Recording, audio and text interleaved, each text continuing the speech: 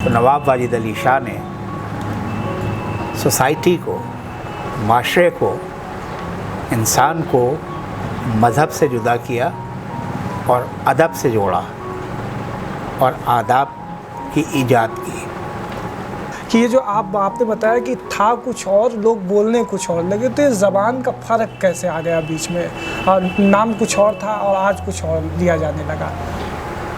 ऐ शहर लखनऊ तुझे मेरा सलाम है,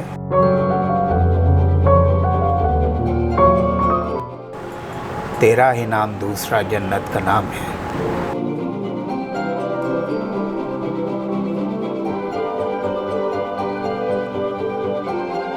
ऐसा है कि ये ज़बान धीरे धीरे जब फौत होने लगी, ख़त्म होने लगी, लोगों की समझ जो थी वो कम होने लगी, तो इस वजह से ये 52 को वो भवन, क्योंकि भवन जो है वो एक किला होता है या बहुत बड़ा इमारत होती है, तो वो 52 कंसेप्ट में लोगों के नहीं था कि ये 52 क्या, तो वो भवन कहलाने लगा, लेकिन था वो मच्छी भवन। तो इस तरह से बहुत से नाम बदल गए।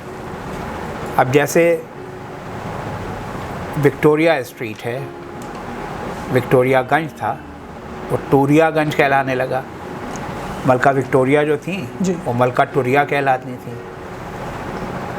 कर्नल्स लाट जो थी वो कल्लन की लाट कहलाने लगी। लोगों ने अपने अनुसार सहज कर लिया उसको, उनकी लाइल्मी की वजह से।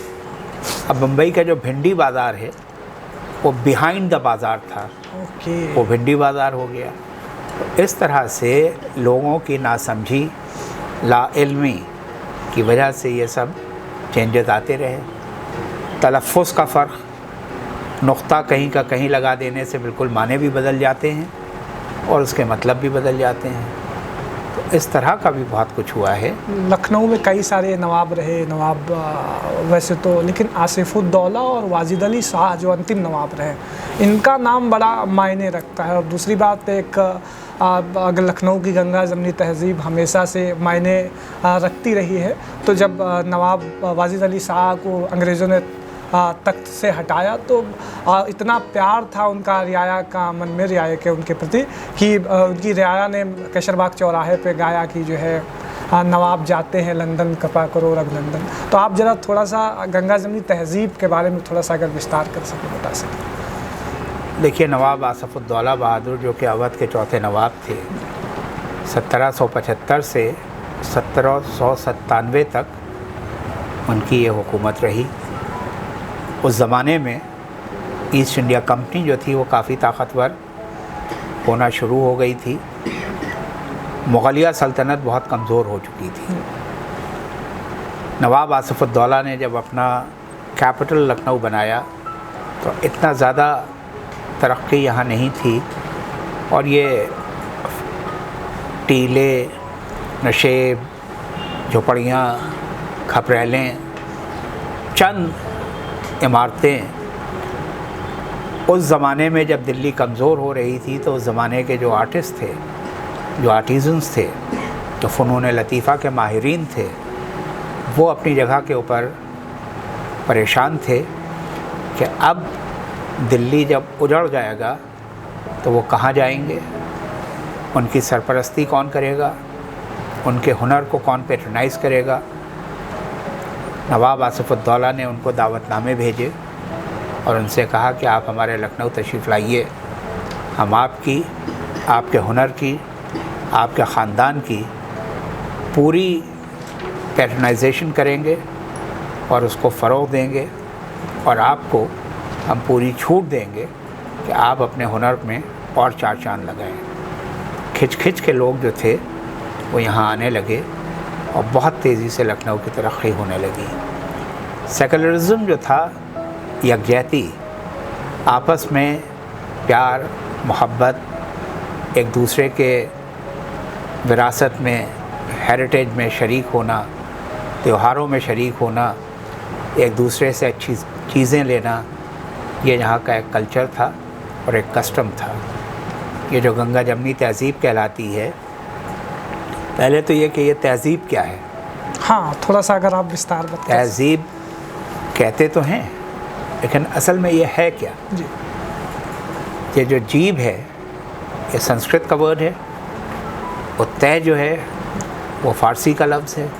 यानी आपकी जीभ के तय में जो चीज़ छुपी हुई है वो है आपकी तहज़ीब, वो है आपकी ज़बान, वो है आपकी गुफ्तगू, वो आपका है बातचीत करने का तरीक़ा, वो है आपका आदाब तस्लीमात, आपका मिजाज, आपकी बॉडी लैंग्वेज। तो ये है आपकी तहज़ीब।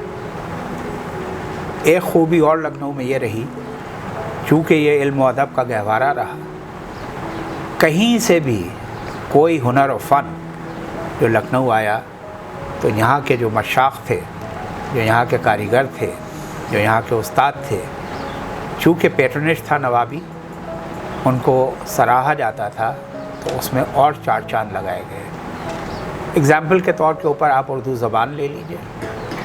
दक्कन में पैदा हुई, दिल्ली में जवान हुई, लेकिन जब ये लखनऊ आई है तो यहाँ इस पर शबाब आया, यहाँ वो दुल्हन बनी। जो ज़बान के ज़ेवरात हैं, जो उसका लोच है, जो उसकी चाशनी है, जो उसमें तंज़ व मिज़ाह है, जो उसमें मुहावरे हैं, यानी कहे असल पहचान उर्दू को लखनऊ में ही मिली।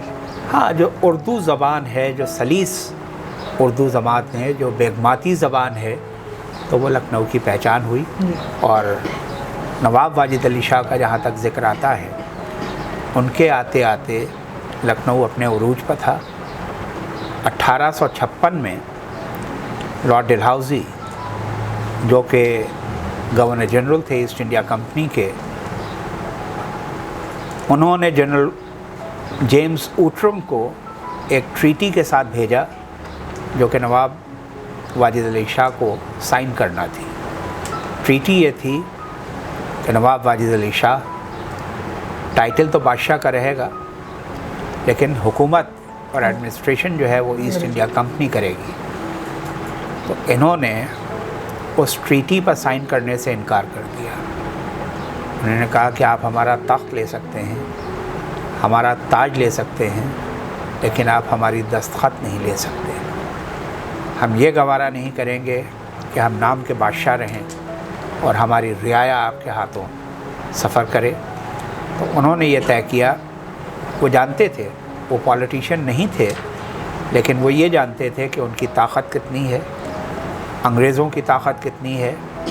अवध एक ऐसी किंगडम हो गई थी सूबे से, जब गाज़ीउद्दीन हैदर अवध के सातवें नवाब हुए हैं 1814 में। तो 1814 से 1819 तक गाज़ीउद्दीन हैदर अवध के सातवें नवाब थे। लेकिन अंग्रेज़ों की एक और चाल थी कि उन्होंने इन्हीं नवाब को बादशाह बना दिया। यही जो सूबा था ये किंगडम हो गया, और ये बहुत ही रिच किंगडम थी। और यहाँ से फिर अंग्रेज़ों का बहुत ज़्यादा ताकत होने लगी थी। और नवाब शुजाउद्दौला, जो कि अवध के तीसरे नवाब थे, उन्होंने बंगाल के नवाब सिराजुद्दौला की मदद की थी।